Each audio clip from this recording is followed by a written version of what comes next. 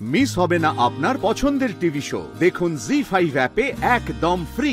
পরিচয় কিভাবে 16 বছরের বিবাহিত জীবন? যখন পিএইচডি করছে কলকাতাতে সেন্ট্রাল ফরেন্সিক সায়েন্স ল্যাবরেটরিতে, আর আমি তখন অলরেডি কলকাতায় একজন প্র্যাকটিশনার, আমি মিন্টো পার্কে প্র্যাকটিস করতাম। ওনার যে পিএইচডি গাইড ছিলেন তিনি অ্যাকচুয়ালি আমার পেশেন্ট ছিলেন, সেই সূত্রে চিনতাম কিন্তু কখনো কথা হয়নি। তারপর আমার শ্বশুরমশাইয়ের একটা সমস্যা হয়, তো তখন মানে আমাকে টেলিফোন করে, তখন ও অলরেডি দিল্লিতে আমাকে ফোন করে যে আপনার কাছে আমার বাবা যাবেন দেখাতে। সেই সূত্রে তখন কথাবার্তা বাড়ে, তারপর সেটা আস্তে আস্তে আস্তে বন্ধুত্বের মতো একটা পর্যায়ে যায়। সেখান থেকে আমাদের বিয়ে আর কি, বিয়ের প্রস্তাব এবং বিয়ে। 2005-এ দিল্লি চলে এসেছিলাম কাজের জন্য পিএইচডি শেষ করে। এই বাবার শারীরিক অসুস্থতার সময় আমার মনে হলো দূর দেশ থেকে কোনো একটি মানুষ আমি যখন নেই, আমার পরিবারের জন্য এতটা করছে, she is the person I can depend for full life.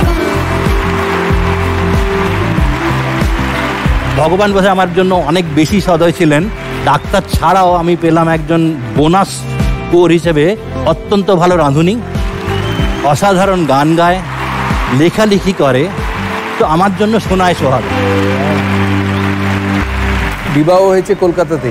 হ্যাঁ, কলকাতা মানে আমাদের বাড়ি বর্ধমান, আমার মা থাকেন এখন বর্ধমানে, তো বিয়ে তো বর্ধমানেই হয়েছে। বিয়ের পর ওর সঙ্গে তখন হায়দ্রাবাদে পোস্টেড, আমি হায়দ্রাবাদ চলে যাই। বিয়ে হয়েছে একটা শনিবার, মঙ্গলবার ওর সঙ্গে হায়দ্রাবাদ যাচ্ছি। এয়ারপোর্ট থেকে যখন বাড়ি যাচ্ছি রাস্তায় আমাকে হঠাৎ বললো যে আমি না পরশুদিন, আস্তে আস্তে খুব আস্তে আস্তে, যে পরশুদিন আমি একটা লম্বা ট্যুরে চলে যাচ্ছি, দিন 10 থাকবো না। রাত্রি 9টার সময় গিয়ে পৌঁছালো, আমাকে বলে পরশু আমি চলে যাচ্ছি, তুমি একটু ম্যানেজ করে নিও। আপনি বিয়ের 2 দিন বাদে হায়দ্রাবাদ গেছেন, আমি বিয়ের 1 দিন পরে ওয়েস্ট ইন্ডিজ গেছি। মানে রাত্রিরে বিয়ে হয়েছে, তারপর দিন সকালে ওয়েস্ট ইন্ডিজ গেছি। বিবাহের পর জীবন অনেক পাল্টেছে তো সবার মতো। হ্যাঁ, ভীষণ পাল্টেছে। তার সব থেকে বড় উদাহরণ হচ্ছে বাঙালি হয়েও ইনি মাছ খেতে পছন্দ করতেন। আমার অভিধানে মাছ শব্দটা ছিল না। আর আমি হচ্ছে একদম যাকে বলে পার্টিকুলারলি মেছো, মানে লোককে যদি আমায় জিজ্ঞেস করে ভেজিটেরিয়ান না নন ভেজিটেরিয়ান, আমি বলি ফিশিটেরিয়ান। আমি একটা মজার কথা বলবো, বিয়ের পর শাশুড়ি মারা নর্মালি জামাইকে বলেন যে আমার মেয়েটিকে দেখো। আমার শাশুড়ি মা জিজ্ঞেস করেছিল হায়দ্রাবাদে মাছ পাওয়া যায়? সেখান থেকে 16 বছরে আজকে মাছ চেনে, মাছ খায়, এমনকি ইলিশ মাছও খেয়ে নেয়, বেছে দিতে হয়। বেছে দেন? হ্যাঁ, বেছে দেয়। ওয়াও, প্রচুর যত্ন করে তো আপনাকে। সিআর পার্কে উনি সিঙ্গিং ডেন্টিস্ট নামে পরিচিত। সরানের প্রশ্ন করি? হ্যাঁ। কোভিড কালে একটি বিশেষ উদ্যোগ নিয়েছিলেন দীপঙ্কর রপ্তান এবং অপূর্ব মজুমদার। হাল্লা রাজার সেনা, উই শ্যাল ওভারকাম এবং বেলা বোসের মতো কিছু জনপ্রিয় গানের প্যারোডিকে সাধারণ মানুষকে সচেতন করেছিলেন তারা। এনারা কোন পেশার সঙ্গে যুক্ত? তোমাদের 4টে option: doctor, police, nurse, delivery বয়।